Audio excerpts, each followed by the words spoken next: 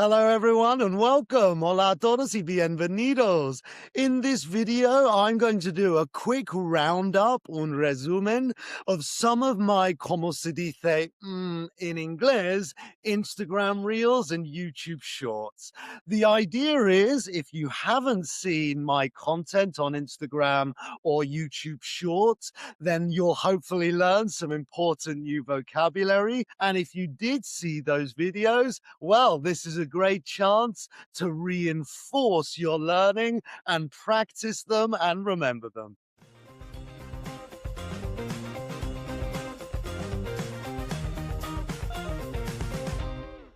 So let's crack on. Vamos a empezar. So as I mentioned, this is a summary of my Instagram Reels and YouTube Shorts, which are titled Como se dice in inglés. The first video I want to mention is the como se dice somos dos in inglés.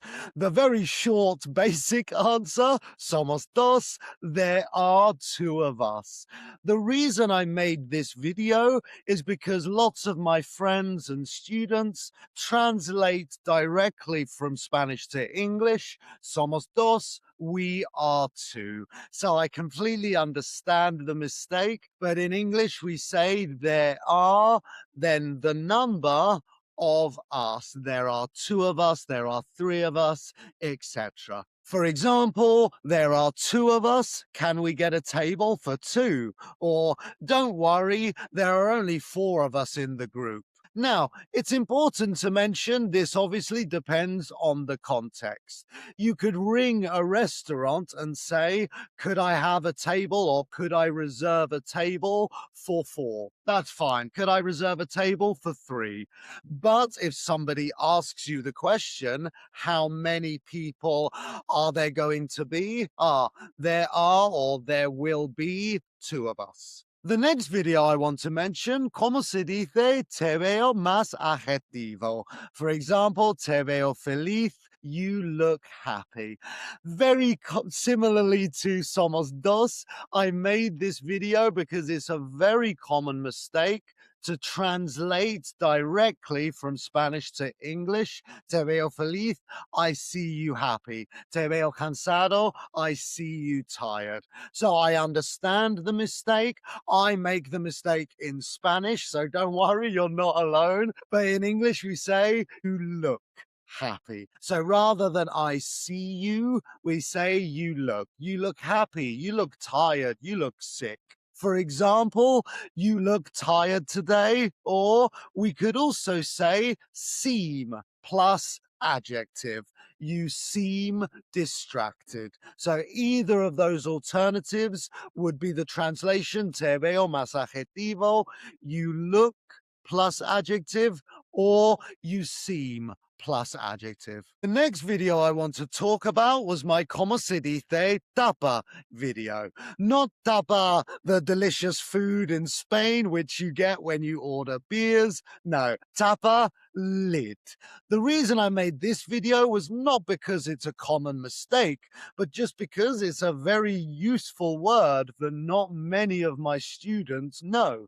So I decided tapa, lid would be a good video to teach my Instagram, YouTube, and TikTok communities. So yeah, if we want to specify the type of lid, we can say the bottle lid or the Tupperware lid. For example, the lid of the jar is stuck or the jar lid is stuck. Put the lid back on the pot. Next, we have como se dice cumple su función. In English, it does its job. So we use this to say something works correctly, but not necessarily amazingly. It doesn't have to be amazing. It just works. It does its job.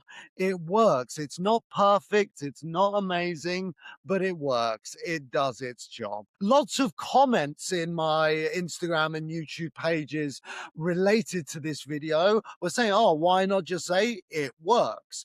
Of course you can. Like the same in Spanish, you could say funciona. You don't have to say como su funciona. You say funciona bien or funciona. So the same in English. You can say it works or it works fine. But if you wanted another option, it does its job. For example, my phone is old, but it does its job. Or there are better products, but this one does its job.